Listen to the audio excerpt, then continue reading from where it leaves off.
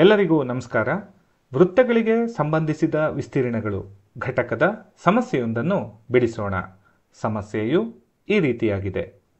ತ್ರಿಜ್ಯ 10.5 ಸೆಂಟಿಮೀಟರ್ ಮತ್ತು ತ್ರಿಜ್ಯಾಂತರ ಕೋನ 60 ಡಿಗ್ರಿ ಹೊಂದಿರುವ ತ್ರಿಜ್ಯಾಂತರ ಖಂಡದ ಸುತ್ತಳತೆಯನ್ನು ಕಂಡುಹಿಡಿಯಿರಿ.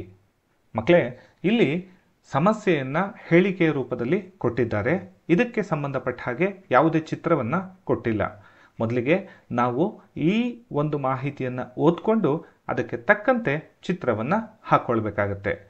ತ್ರಿಜ್ಯ 10.5 ಸೆಂಟಿಮೀಟರ್ ಅಂತ ಕೊಟ್ಟಿದ್ದಾರೆ. ಹಾಗಾಗಿ ಒಂದು ತ್ರಿಜ್ಯಾಂತರ ಖಂಡವನ್ನು ರಚಿಸೋದಕ್ಕೆ 2 ತ್ರಿಜ್ಯಗಳು ಬೇಕಾಗುತ್ತೆ.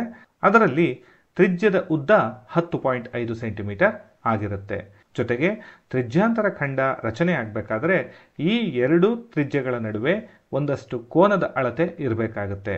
ಆ ಕೋನದ ಅಳತೆ 60 ಡಿಗ್ರಿ ಅಂತ ಕೊಟ್ಟಿದ್ದಾರೆ. AB ಎನ್ನುವಂತಹ ಕಂಸದಿಂದ ಒಂದು ತ್ರಿಜ್ಯಾಂತರ ಖಂಡ ಉಂಟಾಗಿದೆ. ಇದರ ಸುತ್ತಳತೆಯನ್ನು ನಾವೀಗ ಕಂಡುಹಿಡಿಬೇಕಾಗಿದೆ. ಇದರ ಸುತ್ತಳತೆಯನ್ನು ಕಂಡುಹಿಡಿಬೇಕಾದ್ರೆ ಮೊದಲಿಗೆ ಈ AB ಅನ್ನುವಂತಹ ಕಂಸ ಎಷ್ಟುದ್ದ ಇದೆ ಅನ್ನುವಂತಹದನ್ನು ಲೆಕ್ಕಾಚಾರ ಮಾಡೋಣ. ಕಂಸದ ಉದ್ದವನ್ನು ಕಂಡುಹಿಡಿಯೋದಕ್ಕೆ ನಮಗೆ ಒಂದು ಸೂತ್ರ ಇದೆ. ಅದು θ/360 ಡಿಗ್ರಿ ಇಂಟು 2πr. ಇಲ್ಲಿರುವಂತಹ ಈ ಸೂತ್ರಕ್ಕೆ ಸೂಕ್ತ ಬೆಲೆಗಳನ್ನು ಆದೇಶ ಮಾಡೋಣ. ಥೀಟಾದ ಬೆಲೆ 60 ಡಿಗ್ರಿ ಆಗಿದೆ. ಹಾಗೆ ಪೈನ ಬೆಲೆ 22/7, ತ್ರಿಜ್ಯ ಆರ್ನ ಬೆಲೆ 10.5 ಸೆಂಟಿಮೀಟರ್ ಆಗಿದೆ. ನಾವೀಗ ಇದನ್ನು ಸರಳೀಕರಿಸೋಣ. 61ಲಿ ಹಾಗೆ 66ಲಿ ಆಗುತ್ತೆ. ಹಾಗೆ ಈ 7 ಮತ್ತು 10.5 ಇವೆರಡು 3.5ರಿಂದ ಭಾಗ ಆಗ್ತವೆ. ಮಕ್ಕಳೇ, ಈ ರೀತಿಯ ಸಂಖ್ಯೆಗಳು ಬಂದಾಗ ಸ್ವಲ್ಪ ನೀವು ನೆನಪಲ್ಲಿ ಇಟ್ಕೊಂಡ್ರೆ ಒಳ್ಳೆಯದು. ಈ 10.5 ಅನ್ನುವಂತಹದ್ದು 3.5ರಿಂದ ಭಾಗ ಆಗುತ್ತೆ. ಇದನ್ನು ನೀವು ನೆನಪಿನಲ್ಲಿ ಇಟ್ಕೊಂಡ್ರೆ ಸುಲಭವಾಗಿ ನಾವು ಕ್ಯಾನ್ಸಲ್ ಮಾಡಬಹುದು. 3.5 3ಲಿ ಹಾಗೆ 3.5 2ಲಿ ಇವೆರಡು ಕ್ಯಾನ್ಸಲ್ ಆಗುತ್ತೆ. ಇನ್ನು ಇಲ್ಲಿ 2 ಇದೆ, ಹಾಗೆ ಇಲ್ಲೂ ಕೂಡ 2 ಇದೆ. 2 1ಲಿ ಹಾಗೆ 2 1ಲಿ ಆಗುತ್ತೆ. ಇನ್ನುಳಿದಂತೆ ಇಲ್ಲಿ 3 ಇದೆ, ಇಲ್ಲಿ 6 ಇದೆ. 3 1ಲಿ ಹಾಗೆ 3 2ಲಿ ಆಗುತ್ತೆ. ಈ 2ರಿಂದ ಈ 22ನ್ನು ಭಾಗಿಸಿದ್ರೆ ನಮಗೆ 2 1ಲಿ ಹಾಗೆ 2 11ಲಿ ಆಗುತ್ತೆ. ಅಂತಿಮವಾಗಿ ನಮಗೆ ಉಳಿಯುವಂತಹದ್ದು 11.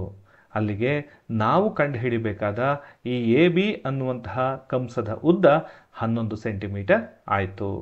ನಾವು ಈ ಪೂರ್ತಿ ತ್ರಿಜ್ಯಾಂತರ ಖಂಡದ ಸುತ್ತಳತೆಯನ್ನು ಕಂಡುಹಿಡಿಬೇಕಾಗಿರೋದ್ರಿಂದ ಇಲ್ಲಿ ಕಂಸ ಮತ್ತು 2 ತ್ರಿಜ್ಯಗಳನ್ನು ಕೂಡ್ಕೊಳ್ಬೇಕಾಗತ್ತೆ. ಆ 2 ತ್ರಿಜ್ಯಗಳು OA ಮತ್ತು OB ಅವೆರಡನ್ನು ಬರ್ಕೊಂಡಿದ್ದೀನಿ. ಜೊತೆಗೆ ಈ AB ಕಂಸವನ್ನು ಕೂಡ ಹಾಕ್ಕೊಂಡಿದ್ದೇನೆ.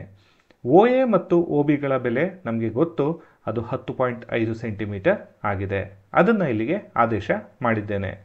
AB ಕಂಸದ ಉದ್ದವನ್ನು ಈಗ ತಾನೇ ಕಂಡು ಹಿಡ್ಕೊಂಡ್ವಿ, ಅದು 11 ಸೆಂಟಿಮೀಟರ್ ಆಗಿದೆ.